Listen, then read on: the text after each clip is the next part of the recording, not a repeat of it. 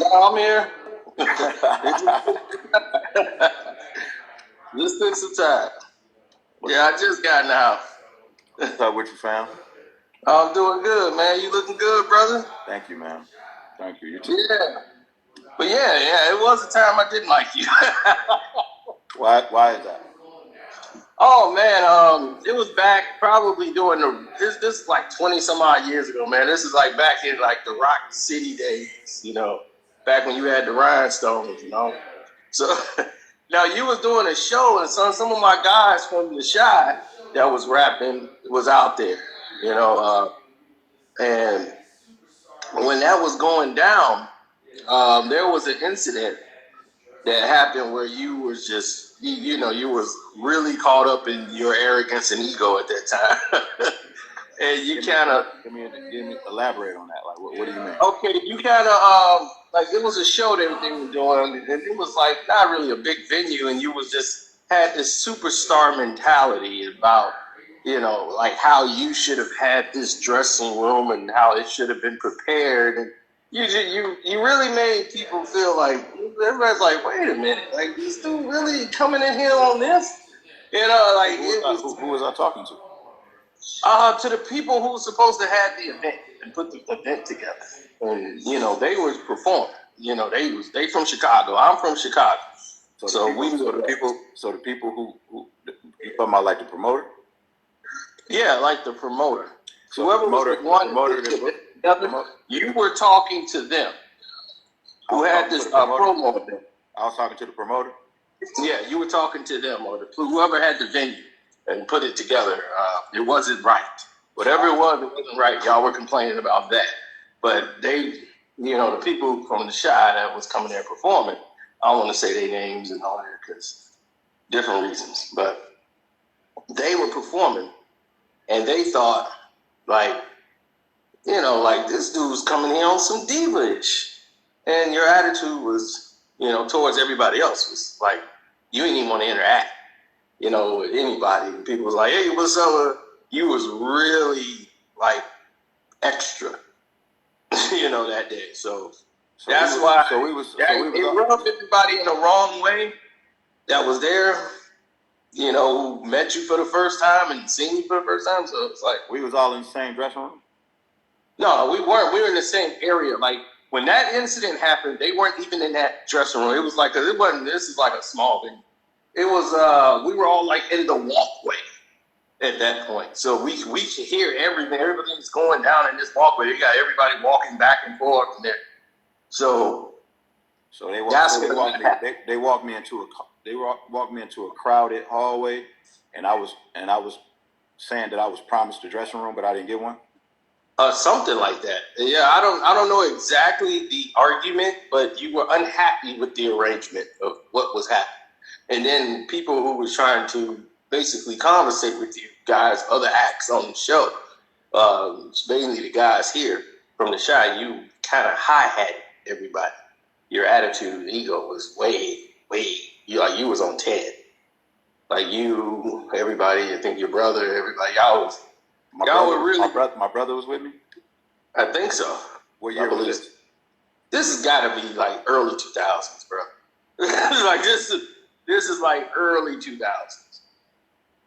Like, so this happened back then. So it was that incident alone. Like people came back like, man, this dude Royce the Five.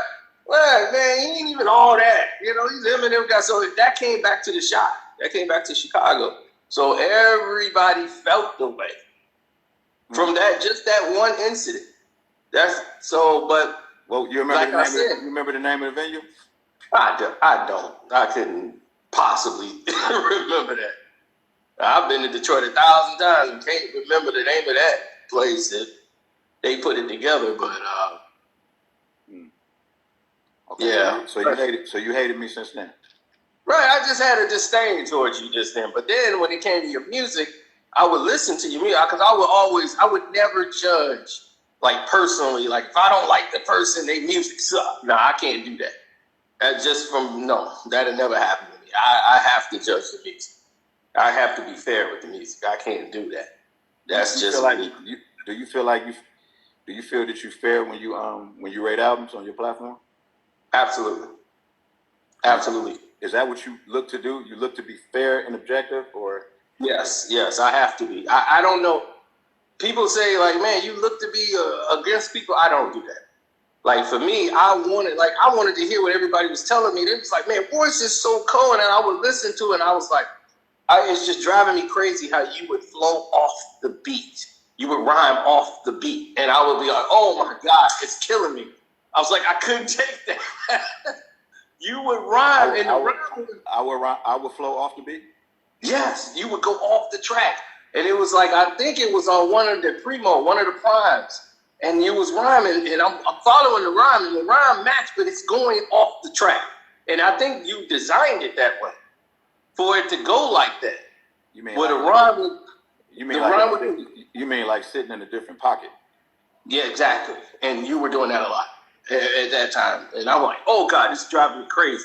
I'm like, if he goes off this beat one more time, I'm like, he's losing me off the record because he keeps doing that. You'll go right off the pocket. You'll rhyme it, then you'll take the next bar. You like do a half bar off the beat, and then go back and rhyme that half bar again off beat later in the track. I saw the pattern. Like, I saw what you were doing, but I'm like, it's irritating the living hell out of me.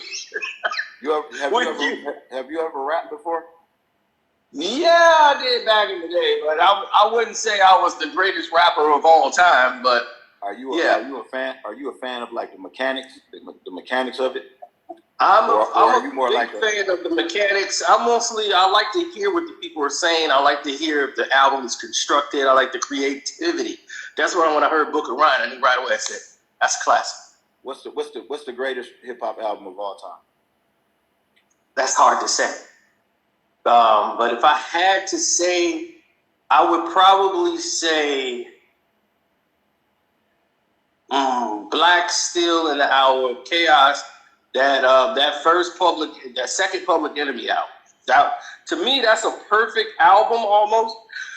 But there's so many. It's all like different genre, different time. Some are decadent, like they only like, but some are timeless. Like that and Fear of a Black Planet is like, to me, that's like incredible work. So you're a big Fear of a Black Planet, I can listen today and it's still relevant. Every lyric of that song. Criminal Minded is another classic that you could play right now. And it's just like, God, dog, everything they say is still related to this day. So you're a big PE fan and a big KRS-One fan? I like KRS-One, PE. I grew up on Cool J. Like everybody else, Big Daddy Kane, Rock. I grew up on hip hop, period. But I'm like, I like the records nobody really listened to.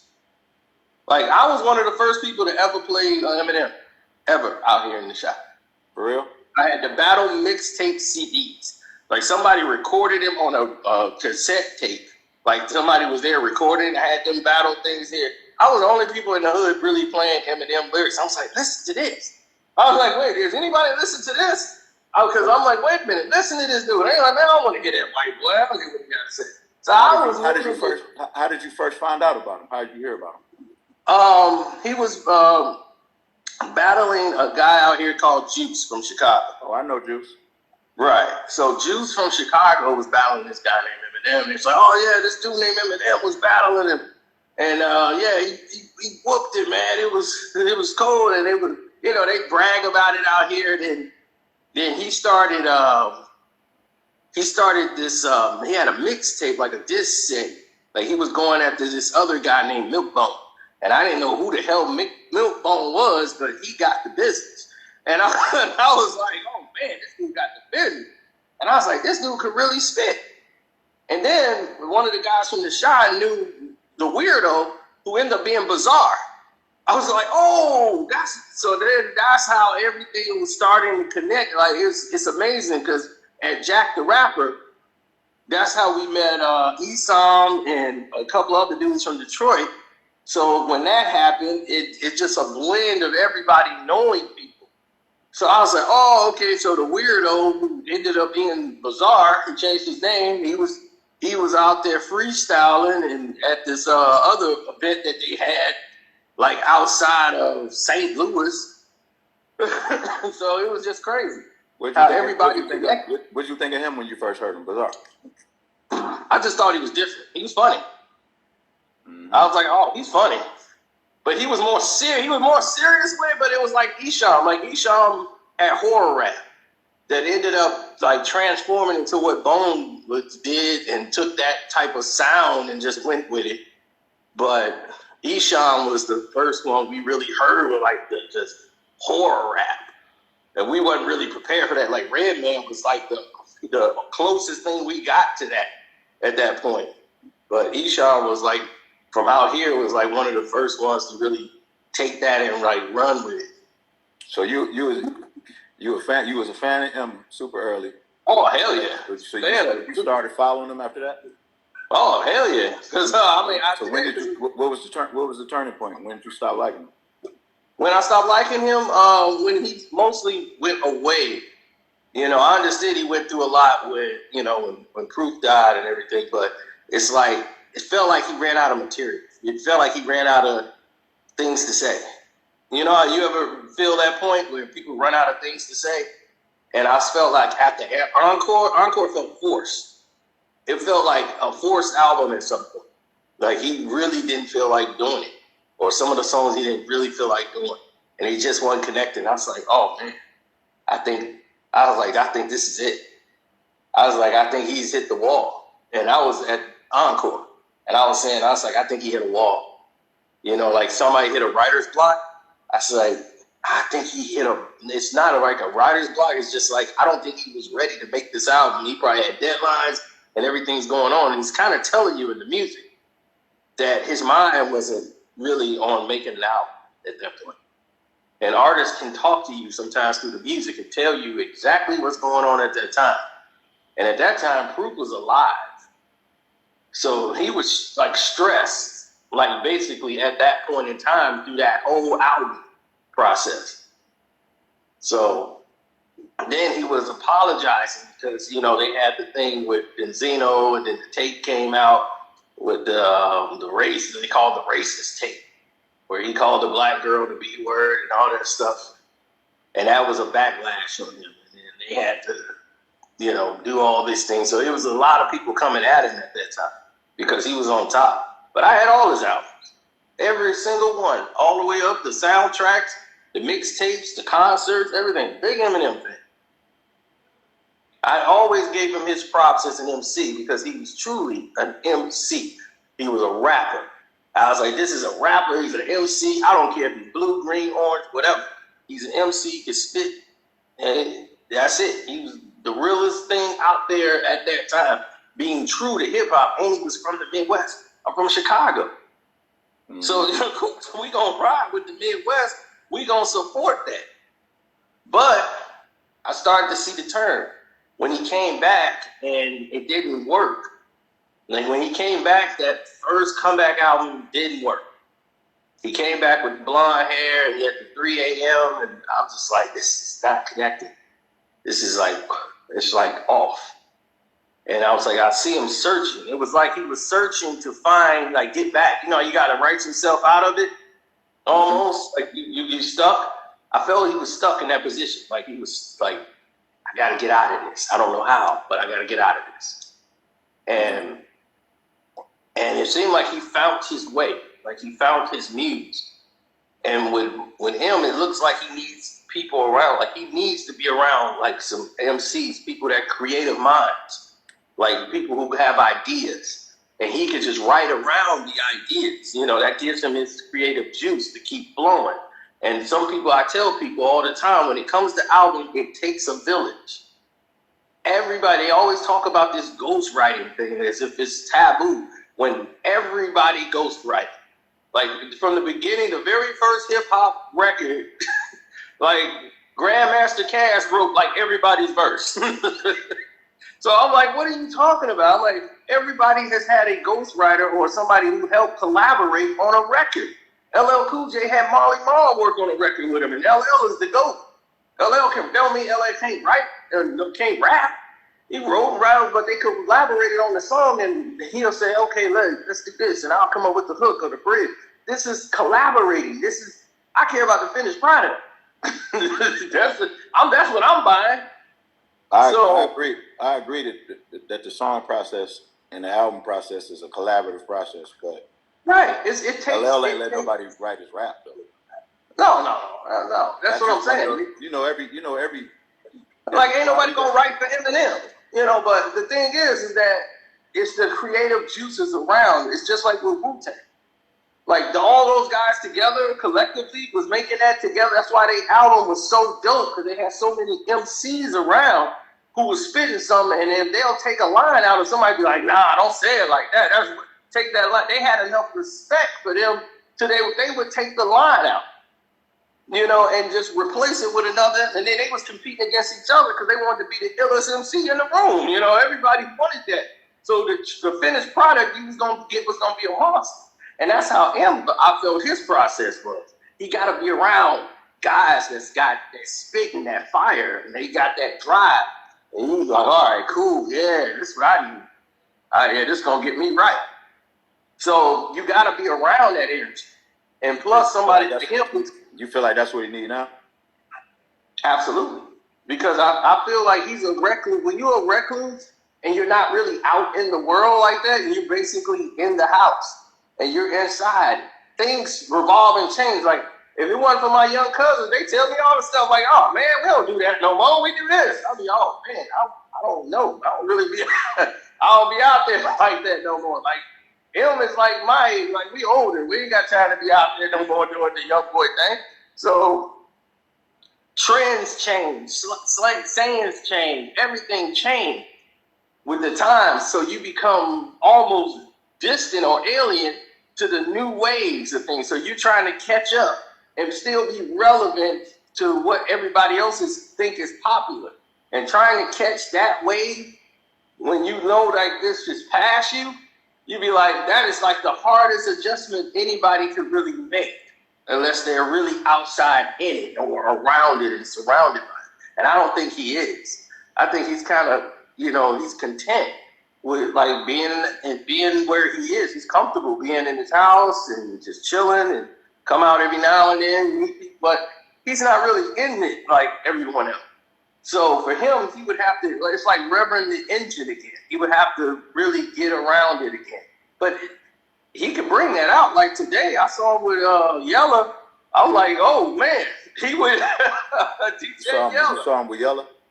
Yeah, it's on Yella IG. IG said today, 2022, M with Yella. He took a picture. I'm like, M don't do nothing on accident. I'm like, M ain't gonna let nobody post a picture. Nowhere like that. That's a shot. I said, oh, that's a shot. You said that's a shot? Oh yeah, that's a shot. That's a message. A shot at who? Oh, that's the game, of course. That's the game. What's the correlation with Yella and game? Well, Yella is the beach from Compton, and that's one of the creators of NWA. One of the heads of NWA, DJ Yella. And Game is screaming Compton and all that. You see him right there with him. He's like, look, I got Drake with me, and I got Yella. That's NWA. I got Compton with me. So it's a shot. I mean, him ain't gonna do nothing by accident. I know that for a fact. He ain't gonna do it. It ain't gonna go up on IG. He don't post none, no pictures of his house, nothing. You ain't gonna see anything like that. He don't do anything but clickbait. So what you think of the game? Just I thought it was good. I liked it because he took the comedy approach. Everybody who came at him never really tried comedy. They always tried aggressiveness. They always tried to be more hard. And, you a white boy and I'm hard. And, yeah, I'm here and there and I'll smack you around, white boy. So everybody come real hard at him, as if like he comes from the softest area in the world. But the thing is that Game came with comedy and some cleverness to it. I was like, it's too long, but I understand what he was doing and what he attempted to do in the beginning. But the third verse, that was the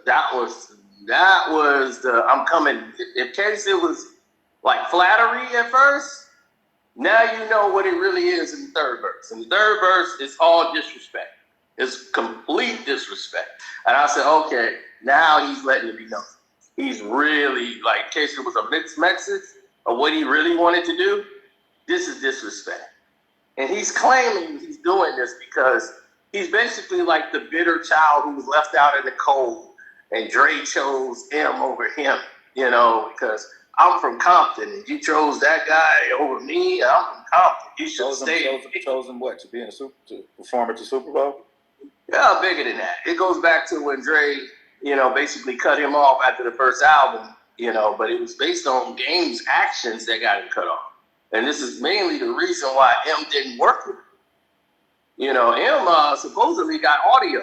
Dre and them, they have audio of Game, you know, like really praising. Like they got recorded verses and everything that Game had already prepared, you know, like praising them and everything, talking about he's one of the greatest lyricists of all time. So they already got it. But they did work together. Yeah and no. You know, like, I mean, like, actually sitting down, like, they came, like, he came to Detroit. Gabe said he came to Detroit and wanted to go to 8 Mile, and Eminem wouldn't take him there. He wanted to go to the 8 Mile trailer park. And Eminem wouldn't take there. He came there and worked in the studio and stuff. But, I mean, like, actually, like, being together, coming out, like, he's G-Unit and all that. Nothing like we're working together outside where the project is out, Eminem, Game, and all that. That stuff was like a full-length project. Right. Still working together. Yeah, but I mean, they've been in the studio because Game even says it on the song. Like, I came to Detroit, you know, and I wanted to go see 8 Mile. You wouldn't take me to go see 8 Mile, you know, like, you're supposed to be from there. So he brags about that a lot. Like, I take people to Compton. So, I mean, it was all subtle shots until that last verse that got really disrespectful. But I would never play the Haley card no more. It's like, I would never do that no more.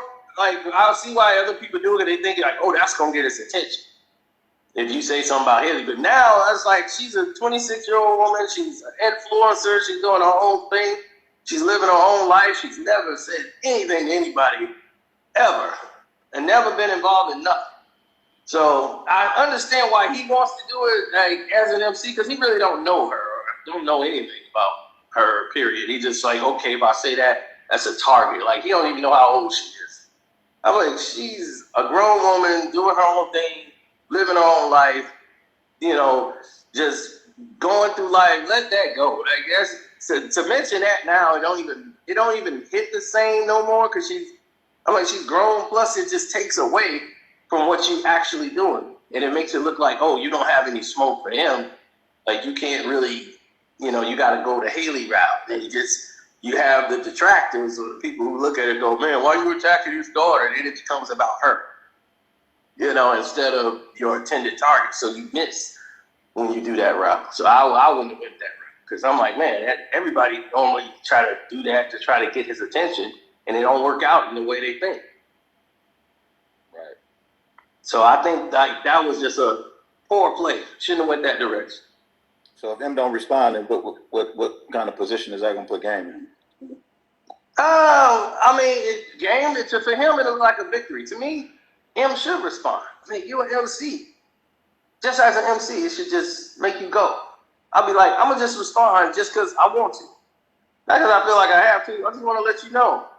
You wanted this, like, yeah, this gonna boost you up. Okay, cool, this gonna boost you up. But as an MC, I'm gonna give it to you once, just to let you know you're not at this level. You're not at this level, and I'm gonna show you. I'm gonna show you something. So what would I would love to see that. And what would M have to do? What would M have to do? Just out rap him? I mean, basically, what he would have to do is basically just bring out the reality. He can out rap him, but use his life, everything. I mean, and Game already know, like, oh, they gonna say I'm a stripper and all that. I mean, it's so much material that he could easily make this record. I like to make the record on Game would be easy to do. Game is gonna come back right back like the next day. You know that. But if M do it right, you feel like M got to respond to everybody who got something to say about him?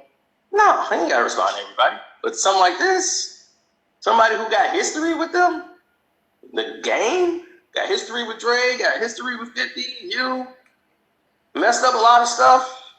Yeah. I think this will be suffice. It ain't like he have to. Like Eminem don't have to rap ever again in life if you don't want to. But as an MC, I would want him to get up and do it. I'm like, you said you rap God, man. Get down off that. Every now and then the lion got to come down. The king of the lion got to come down off that doggone perch and show why he king of the jungle. You say you rap God, you gonna have to prove it. You're gonna have to come down and battle somebody. Because you don't want to be the guy that just only battled Moby, Christina Aguilera, and won't bring it to no MCs. When every time an MC come after you, you back down. You see, that's the Where thing. you back down from? Oh shoot! They looked at. Oh, I'm trying to think. I don't even know off the top of my dome, but any rapper that had anything really to say about him, or he really didn't go at him, or he turned away. He didn't get engaged in the rap battle. He would normally just turn and go the other way, and like say they're not big enough or they're not worthy, and would just go the other direction. When did he ever say those words you just said? He never said those words. I'm just saying, this is just what happened. I mean, this isn't Ja Rule, this isn't Benzino, this isn't Moby, this isn't Christina Aguilera and all this. Like, this is an MC. Like, he went at Cannabis that time, and I was like, yes, okay, Cannabis. All right, now that's an MC. I'm like, let's see it. Let's get the back and forth going, because he really was calling Cannabis out, and I was like shocked. Because that was not. Let me reframe the question. What rapper would you say you would have looked forward to him responding to, but he didn't because you felt like that he may have thought that the rapper wasn't big enough? I'm trying to think. I can't really think off the top of my head. I had to sit back down and really look at it back then, because we're going back years. But I know there are a few that really came after him, and he really didn't do it. I know he didn't come after he came from Nick. When Nick decided all of a sudden he wanted to come back at Eminem, like, I mean, Nick ain't no MC, but still. He didn't go back at Nick Cannon at all. But it's cool. I got why he didn't do that and entertain that. That was going to be a no-win for him anyway. It's just like wasted energy to go after Nick. But still, Nick was old that after he jumped the gun and went after Mariah over a misunderstanding. But I love that this song, though, I ain't gonna lie. Him brought that fight. Which one? But that's the guy I miss. I miss that guy. I don't like this pop, Ed sharing. I know what he got to do now. The music has changed. This alternative Eminem, the pop rap thing, I just don't like it. I'm sorry. That is not my. I'm like, this is not Eminem. This is not what I want to listen to. Which Eminem do you prefer? First album? Oh, I like the Eminem. His best album to me is the Eminem Show. To me, that's his best album. Everybody liked the second one. To me, the Eminem Show is the best album. That's the best album he ever did. I was like, this is the best album because it's complete. I was like, this is complete. And I was like, I'm the only one that seems to understand what he's trying to say. I'm like, he's finally at this point now where he feels like a prisoner of his own success. And like his whole life is like the Truman Show, his own stage. Everybody sees everything he's doing, and he didn't want this. He wanted to be a rapper and, provide a living for his daughter and everything else, but it's forced him to live alienated from the rest of the world. And I was like, people miss that. And I was like, how y'all miss that? I'm like, in the songs, I'm like, this is a great album. I was like, are you listening to this? I'm like, you hear what he's talking about on all these records is leading up to the misery of success. I was like, he's got it, but now it's like, okay, I got the success and the money and all this, but I can't really enjoy it. Because now I'm a prisoner. I made myself my own prison by becoming successful. I can't even enjoy it. My daughter can't even really enjoy it. We can't even walk out and do the things that we normally love to do. Like walk out and take my daughter for a walk and do all these things. I can't because I'm going to get mobbed by like 100 people and then I can get arrested for inciting a riot. So that's why I'm so connected to the Eminem Show as a as listening to the lyrics and everything. I said, man, like that Say Goodbye to Hollywood? Oh, perfect. Perfect. And I said, that's what I'm talking about. That's the Eminem of this. That's what I'm saying. That was content. That was what was missing. Now it's like he can always rhyme words together and be clever with the words. But it's like, okay, it's a lot of words. They rhyming. They're clever. But what is this song? Where is this song? It's like once the song go off, it don't even stick. It's like throwing something on the wall and hoping it sticks. Hearing that as a fan, is that like that's like a letdown for you? Yeah, to see where he is now, but you can have that artist, you see your artists that you used to listen to back in the day, and they're like at a whole new stage now, and they're doing other stuff, and it's like, man, hey, if you got to do that to be successful now, you gave me these albums, go on, do your thing, man, but you're not that guy anymore. And I'm quite sure he can't go back 20 years and do that again, but he'll always be an MC. He could always come out if somebody try to battle him like the game is doing. If he taps into that and go into his core, like if he team up and get a beat from Dre and Yella and put it together on the Compton beat or whatever, or a West Coast beat, and go out there and murder that as Slim Shady Eminem and just let him know who he is, that's when he'll be back. I said, that's okay. He still got it in him. Long as I know he still got it in him, he still got that MC, but he got to do what he got to do to get his money. And go and do the song with Adele and Ed Sheeran and all these other pop acts. Go and do your thing. You gave me what I needed. You give something back to hip hop, and you're like, look, I'm gonna come back down here and do this for y'all, and I'm gonna go back and do my thing. I'll be all right, go and do your thing. Yeah, I did think MGK tore him up. I didn't like that either. I didn't like that whole process. You thought MGK tore him up? Yeah, I thought MGK, because MGK was right. That was the thing, Royce. MGK was right. He was being screwed with for no reason. He didn't want to battle Eminem at all. That was not. He really had a love for Eminem. And the message he put out was a compliment. He didn't know how old he was. He was just leaking a compliment for her on a picture. They really blew that up. And he apologized for it. When they called and asked and begged, they went really high and low around that. It was real petty, and and M's like, oh, he using my daughter as a campaign, promotional campaign. No, y'all made that.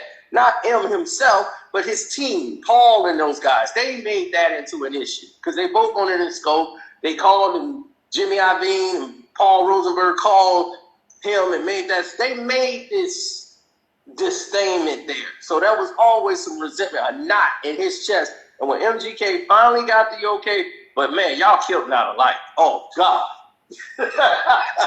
Oh, my God, did y'all kill that record. Oh, my God. I'm telling you, boy, y'all killed that. Not a Life was a monster. That's the one he dissed MGK the first time, right? Yeah. And that's the one he responded to. MGK when he said that. After Not a Lot came out, did you see the video that MGK did when he heard Not a Lot? When he popped the champagne bottle. He jumped up on the deck and started popping the bottle in celebration. Absolutely, because he knew now he got the green light to do what he wanted to do. He's like, okay, now I got the green light. You didn't finally let it out, so now I can go ahead and say what I need to say. And man, he put that out there. Oh, good Lord. It wasn't the greatest. Like, M is a better rapper than him, period. I mean, that's not even a question. Killshot, he showed people what people missed in Killshot was it was a sunning. It was to let it know, like, then I think that's why people missed. I was glad he did it that way. I knew it wasn't going to be perceived like he was not going to be like it's the better record, because it's not the better record, but he's the better rapper, and he proved that in that run. And the whole pattern, he changed the style like 3 different times. In that, I'm like, he changed the style like 3 different rap patterns. Like at one time, I'm like, people are not catching it, and he's making it look effortless. That was the thing. Him made it look effortless. And how he kept changing the flow patterns. And he could just ease it was nothing for him. But it was to somebody else, that's hard. That was hard to do. For any other rapper alive, that's hard to do. But he changed his flow patterns a lot. And I was glad he did it this way. I thought he was going to do something. He did a beat that nobody else is going to really follow and try to make a beat on. So I was like, that was smart of him to do that. Then, like, it was just like when Jadakiss did it on a disco beat. He knew Beanie Sigel ain't going to take the disco beat and rap on it. He can't. So that was perfect because the lyrics stood out. And I was like, the way you felt like Jadakiss won that? With Beans, lyrically, yes. Beans just said a whole lot of other people's verses. So if you're looking at it from verse for verse, Beanie was more aggressive. You know, it was just more upfront, brutal. Jada was more lyrical and more thought out. So it was all about what you liked. And it was just the aggressiveness of Beanie. But they didn't realize Beanie Sigel was just using a lot of people's verses. And everybody in the room in State Property basically wrote that rhyme for him. Like Oskino wrote this part, another guy wrote another part. They was in there saying the lyrics in the background as he was rapping it. So it was a lot of verses that he used, that a lot of lines that was just from everybody else. Plus, it was Jadakiss' own lines from his other previous unreleased songs. He used all of that in the beginning. I was like, oh, man. And Jadakiss ended up leaving those songs off his album anyway. And when he put his album out, those were the songs that didn't get released on the album, like Flow, because a lot of it was leaked on mixtapes and everything else. So he didn't end up using those songs on the album. But in the diss record, Beanie Sigel's using all of those lines and like flipping them over in his rap battle against him. And these were the unreleased songs. They was just on the mixtapes. So if you didn't hear the mixtapes, you wouldn't have heard them. So I heard him, like, even when he started the intro talking, yo, I need more juice in my headphones. That was on the intro of Jada's album. You know, all of these things that he was saying was from Jada's album that was unreleased. So, yeah, but I felt Jada's way more, you know, more lyrical, more range, everything. So when I hear the delivery and how effortlessly he did it, you know, I'm able to listen to the rhyme and see where it goes. But Beanie is just all brutal assault, come forward, assault, assault, assault, assault. But if you really listen to the rhyme, everything's just Beanie Sigel. Every line is about a gun. Like it's like gun, gun, gun, gun, gun, gun, gun, gun, gun. I got a mask and a tech and a Tommy gun. It's like gun, gun, gun, gun, gun. All through the cleverness isn't there anymore. You know, it's like there's no cleverness to the bars. And Jada just did it and dissed him effortlessly with cleverness. So I listen, you know, I'm just so happy. You know, I gotta listen to the bars and hear what people are saying and see how clever it is and how it was worded down and how it was broken up. And M, like on Killshot, like I said, I'm like, that was brave of him. You know, it's like, because I thought he was going to come with all the jazz and everything else. So when he did come back, I was just upset to see him on Sway's couch doing that interview. I was like, why would you do this?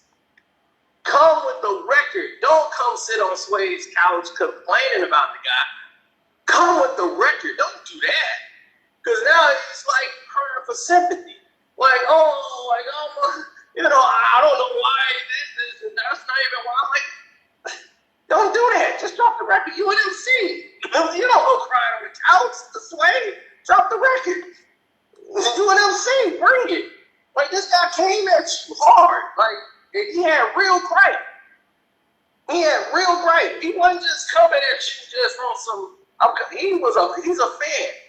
See, to beat you, to beat an MC, somebody has to be a fan of you, I believe. They have to be a greater fan of you in order to take you down. They have to love you. They got to be a fan of you in order to be able to take you down. What you mean? Like they got to know? You have to appreciate something about that person. They got to know something about you. You saying? Yeah, they have to be a fan of you. They have to. It's always going to be somebody that comes to be the one to take you down. They have to be the fan of you at some point. If there's something about you, they have to like them. they'll be knowing stuff that you don't know. You're like, damn, I just forgot about that. You know, they have to be a greater fan of you. And this is something Tupac used to always speak about. He said it would take a greater fan of me to defeat me. And that was the truth. It would take a greater fan of somebody to beat them or come after them in that way, to have that energy to come after them. MGK was a fan. And I don't think he destroyed Eminem's entire career. But what he did was he showed them that rap God can bleed. And once he did that and was put that rhyme out there, I said, ooh, because that last verse, he kind of brought it. I said, okay, this last verse, he's bringing it. You know, first it was some cool bars, you know, going back and forth. And he's a decent rapper. But this was the best effort I think he did. Because he, like I said, it was bottled up. He wanted to get this off his chest for a long time. He felt he was wrong because he really didn't mean it that way. You know, the internet took it to a whole other way. I was just shocked. How you know how he meant it? Because of the way he posted it. The way he posted it was You're saying you didn't perceive it that way? No. And nobody else really perceived it that way either until some people took it. People who looked to do that took it and turned it, and all these other media folks took it MGK is throwing a shot at Eminem's daughter. They took it that way. But nobody, when he initially posted it, took it that way. They was agreeing, oh yeah, she's really cute and all that, but he didn't know how old she was. He was 20 years old when he made that post.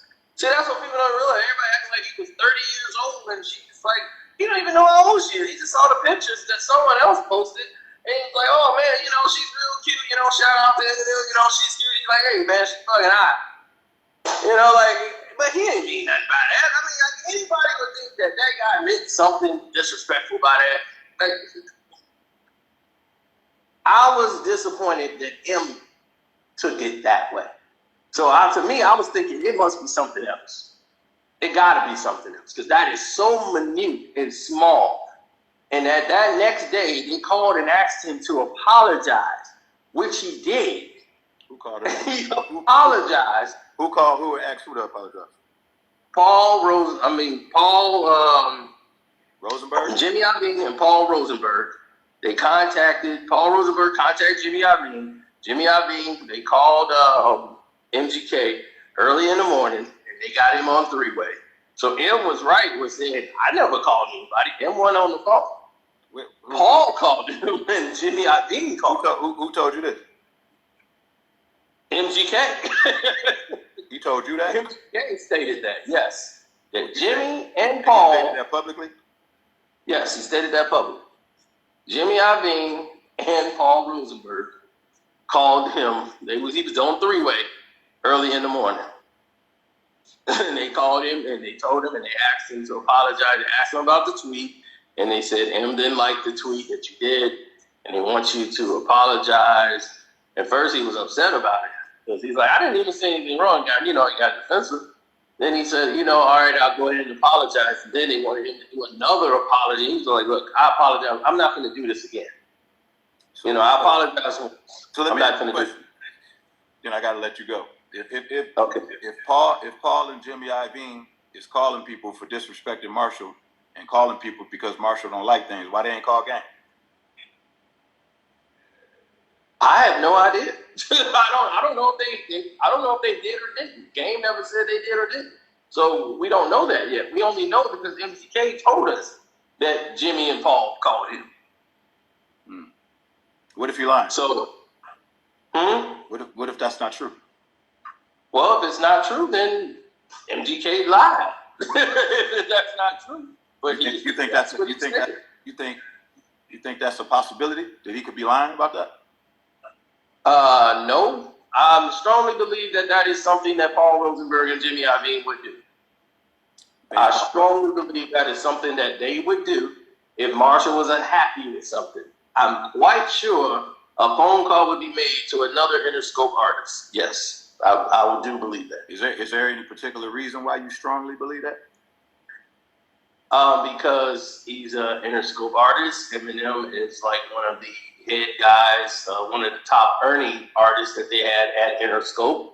So if he's unhappy about something, best believe his manager would contact Jimmy Iovine or whoever is running that, and they would definitely contact MGK to say, hey, you know, you need to take something down or apologize. I do believe that conversation did happen.